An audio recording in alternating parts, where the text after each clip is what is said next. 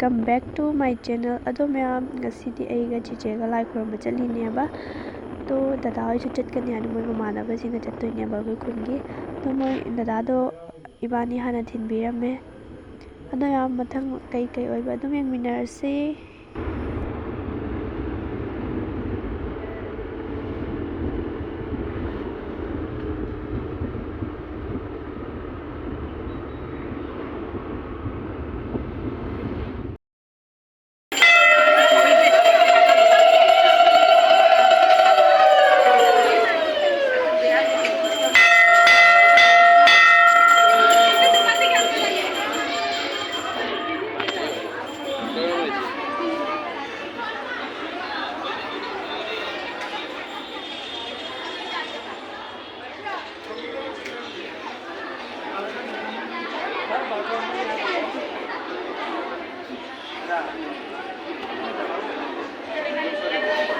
Lagi share aja share ah.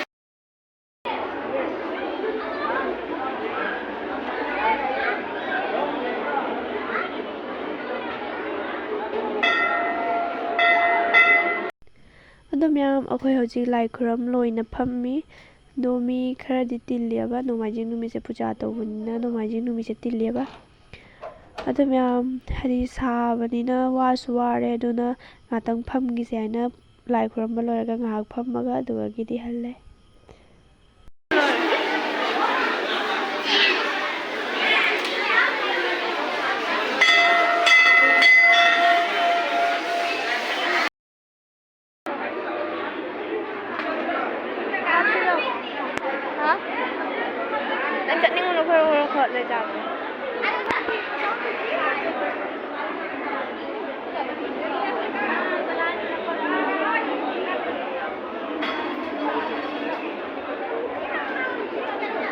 Ni miyam matang leraga.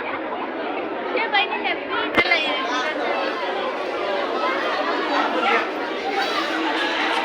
Makoi baca ni ay.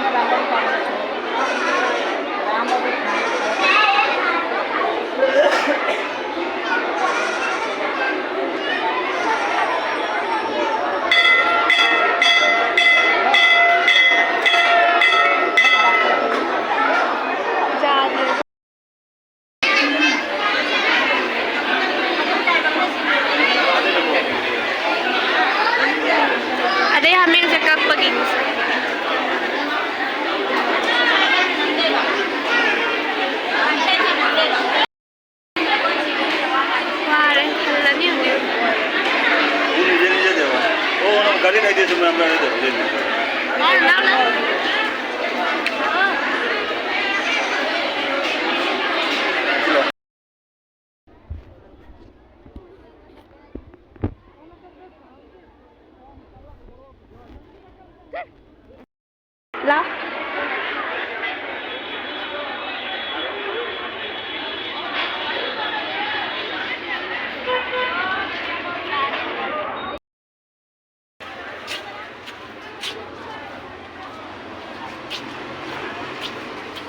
Gula cha sida. Hah?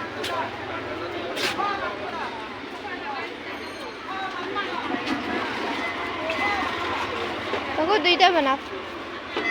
Ya dia tu boleh jalan. Kali. Prok saya. Kenapa dia celi dok?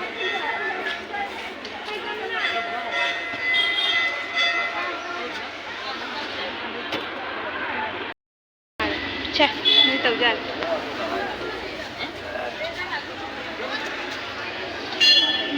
Kenapa? Jom cara. Ya, bos nak ikut dia. Nang di kuya bro. Ay chare ka hala siya. Wow.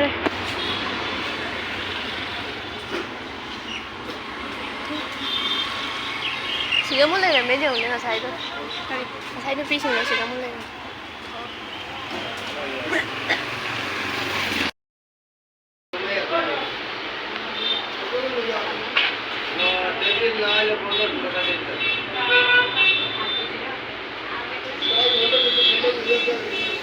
हाँ तुम क्या नाम जोली ना पराठा लाए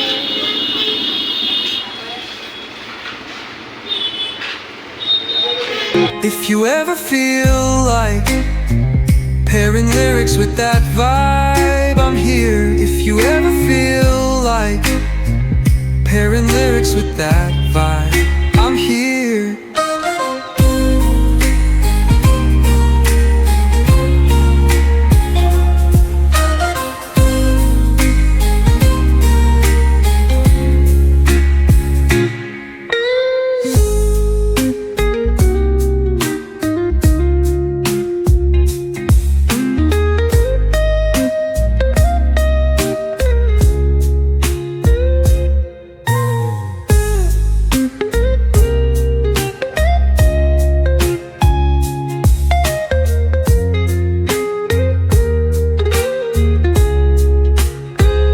If you ever feel like pairing lyrics. Cái nổ photo cáp quay rồi ấy tuông này nè khả năng nông như ta nè khả năng nông không là cái này gì sai cái lần mi không chắc cái này đi thôi tuông anh đi hả chôm hết tuông rồi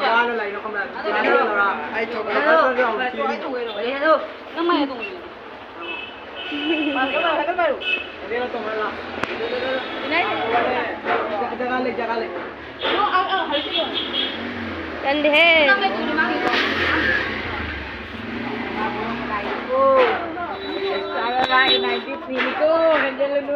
Kan lagi? Apa? 93.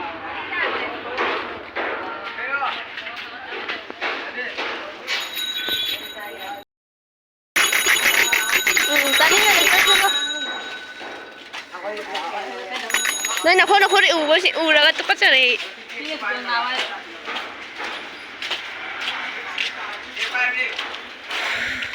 Nungsha cái giống rồi. Mình ăn nungsha khusha sẽ yatre. Tôi đã video có giảm là 5 giờ và 5 giờ.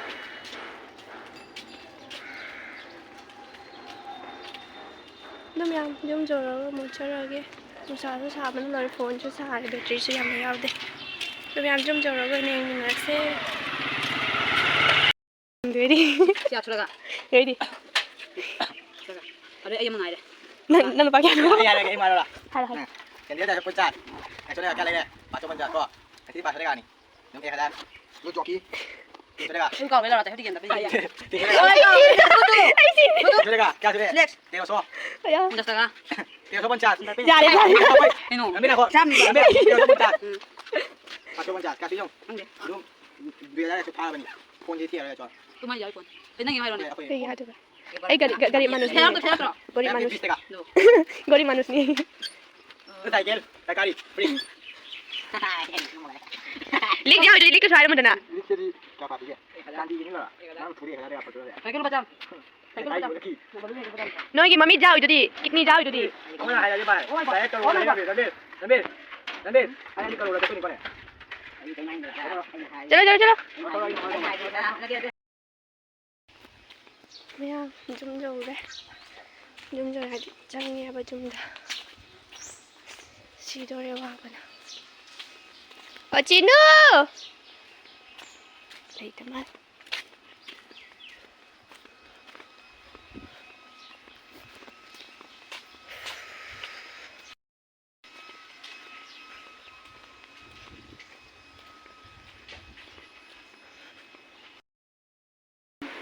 Hojik di noy ba, saya ngatang tumur ya. Dulu ka, sangat jeli hojik di ntar ba. Tapi ijak jarni dulu ka, kaya udah jalan ni. Iseng sok baca tu yang ini dah. Tapi yang masih vlog saya masih andre. Yang ya di hayang su thawon chat kata balai ba.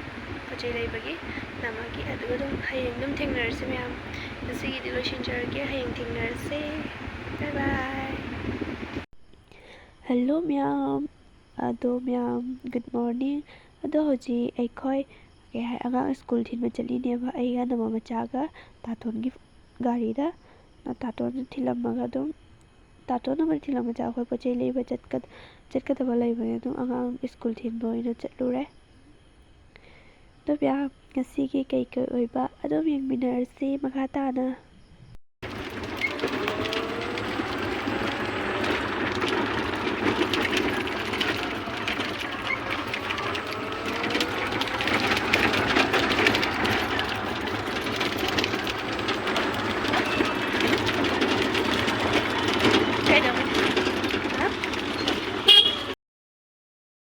ꯃꯌꯥꯝ ꯑꯩꯈꯣꯏ ꯀꯩ ꯍꯥꯏ ꯕꯤꯁꯥꯜ ꯍꯥꯡꯕꯒ ꯂꯥꯛꯑꯕꯅꯤ ꯃꯤ ꯀꯅꯥꯝ ꯂꯩꯇꯦ ꯇꯧꯔꯤꯁꯤꯁꯨ ꯃꯤ ꯀꯅꯥꯝ ꯂꯩꯇꯦ ꯏꯕꯥꯅꯤꯗꯅꯤ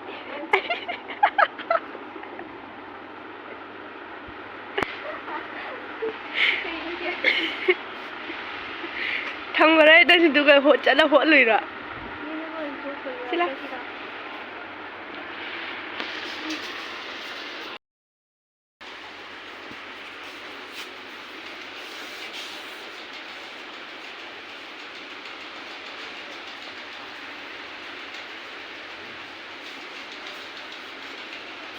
ꯑꯩꯈꯣꯏꯁꯦ ꯊꯧ ꯂꯩꯇꯕꯤꯗ ꯐꯤ ꯑꯅꯤ ꯈꯛ ꯂꯧꯔꯒ ꯌꯦꯡꯉꯣ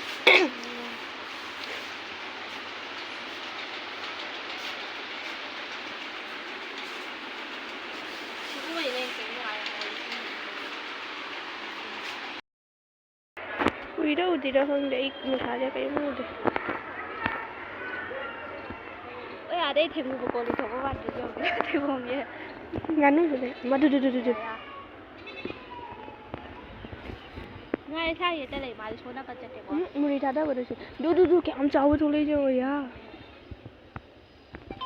ꯑꯌꯥ ꯃꯣꯏ ꯁꯤ ꯊꯥꯗꯩ ꯁꯕꯥꯏ ꯁꯨꯝ ꯂꯩꯔꯤꯔꯣ ꯑꯗꯨ ꯊꯦꯡꯒꯨ ꯊꯣꯛꯂꯛꯑꯦ ꯑꯗꯨ ꯃꯌꯥꯝ ꯅꯣꯡꯉꯥꯜꯂꯒ ꯑꯃꯨꯛ ꯑꯗꯨꯝ ꯀꯆꯥꯒꯗꯤ ꯃꯟꯗꯤꯔꯗ ꯂꯩꯑꯦ ꯉꯁꯤꯗꯤ ꯅꯤꯡꯊꯧꯀꯥꯕꯅꯤ ꯃꯤꯒ ꯑꯝꯇ ꯂꯩꯇꯦ ꯉꯔꯥꯡꯒ ꯉꯁꯤ ꯀꯌꯥꯝ ꯈꯦꯠꯅꯩ ꯑꯗꯨ ꯃꯌꯥꯝ ꯑꯗꯩꯗꯤ ꯗꯣꯆꯥꯅꯦꯕ ꯑꯗꯨ ꯃꯣꯏ ꯋꯥꯔꯤ ꯁꯥꯟꯅꯔꯝꯃꯤ ꯗꯣꯆꯥ ꯑꯩꯈꯣꯏꯗ ꯎꯗꯦꯕ ꯑꯗꯨꯒꯤ ꯇꯨꯃꯤꯟꯅ ꯐꯣꯇꯣ ꯀꯥꯞꯄꯅꯤ ꯑꯗꯣ ꯍꯣꯔꯦꯟ ꯉꯥꯏꯍꯥꯛ ꯂꯩꯔꯒ ꯗꯣꯆꯥꯗ ꯚꯤꯗꯤꯑꯣꯗꯣ ꯍꯥꯏꯗꯤ ꯌꯦꯡꯍꯜꯂꯤꯕꯀꯣ ꯎꯈ꯭ꯔꯦꯕ ꯀꯧꯗꯅ ꯐꯣꯟ ꯇꯧꯔꯦ ꯇꯥꯇꯣꯟ ꯂꯥꯛꯑꯒ ꯑꯗꯨꯅꯤ ꯎꯄꯥꯏ ꯂꯩꯇꯦ ꯑꯗꯨꯝ ꯃꯥꯁꯨ ꯃꯥꯏ ꯚꯤꯗꯤꯑꯣꯗꯣ ꯌꯦꯡꯉꯒ ꯌꯥꯝ ꯅꯣꯛꯅ ꯂꯩꯌꯦꯕ ꯃꯥꯒꯤ ꯔꯤꯌꯥꯛꯁꯟ ꯃꯣꯏꯅ ꯋꯥꯔꯤ ꯁꯥꯟꯅꯕꯗꯨꯗꯤ ꯃꯈꯣꯟ ꯇꯥꯗꯕ ꯑꯗꯨꯗꯤ ꯃꯈꯨꯠ ꯂꯦꯡꯉ ꯈꯣꯠꯂꯒ ꯋꯥꯔꯤ ꯁꯥꯟꯅꯕꯗꯣ ꯑꯗꯨ ꯌꯦꯡꯕꯗ ꯑꯗꯨꯝ ꯅꯣꯏ ꯑꯗꯨꯝ ꯑꯩꯈꯣꯏ ꯁꯦꯐꯝꯃꯤꯁꯦ ꯑꯉꯥꯡ ꯉꯥꯏꯔꯤꯅꯦꯕ ꯑꯗꯩꯗꯤ ꯍꯧꯖꯤꯛ ꯑꯉꯥꯡ ꯂꯧꯔꯦ ꯍꯜꯂꯦ ꯗꯣꯆꯥꯒ ꯑꯩꯒ ꯅꯃ ꯃꯆꯥꯒ ꯇꯥꯇꯣꯟꯒ ꯇꯧꯔꯒ ꯑꯗꯨꯝ ꯃꯌꯥꯝ ꯖꯨꯝ ꯌꯧꯔꯒ ꯑꯃꯨꯛ ꯆꯠꯔꯒꯦ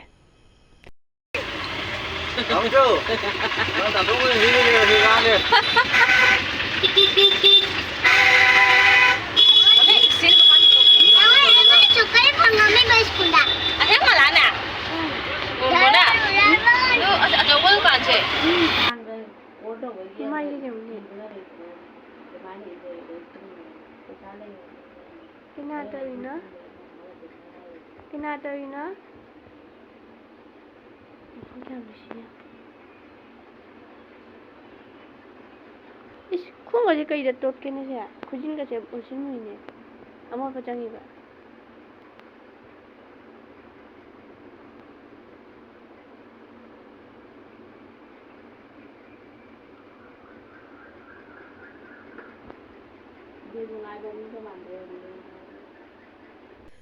ꯑꯗꯣ ꯃꯌꯥꯝ ꯄꯨꯡ 4 ꯇꯥꯔꯛꯄꯗ ꯑꯉꯥꯡꯁꯤꯡꯕꯨ ꯇ꯭ꯌꯨꯁꯟ ꯇꯥꯛꯑꯦ ꯅꯨꯡꯊꯤꯟꯗ ꯑꯉꯥꯡ 3ꯒ ꯇ꯭ꯌꯨꯁꯟ ꯇꯥꯛꯑꯦꯕ ꯑꯁꯤꯗꯤ ꯑꯗꯣ ꯇ꯭ꯌꯨꯁꯟ ꯇꯥꯛꯄ ꯂꯣꯏꯔꯒ ꯑꯩꯒ ꯅꯝꯃꯒ ꯆꯦ ꯊꯣꯏꯅꯨꯒ ꯑꯗꯨ ꯂꯩꯔꯒ ꯆꯤꯅꯨꯒ ꯇꯧꯔꯒ ꯑꯩꯈꯣꯏ ꯑꯃꯨꯛ ꯑꯗꯨꯝ ꯋꯥꯛꯀꯤꯡ ꯆꯥꯕ ꯆꯠꯂꯨꯔꯦ ꯊꯣꯡꯒꯥꯟꯗ ꯑꯗꯨꯅꯤ ꯃꯌꯥꯝ ꯉꯁꯤꯒꯤ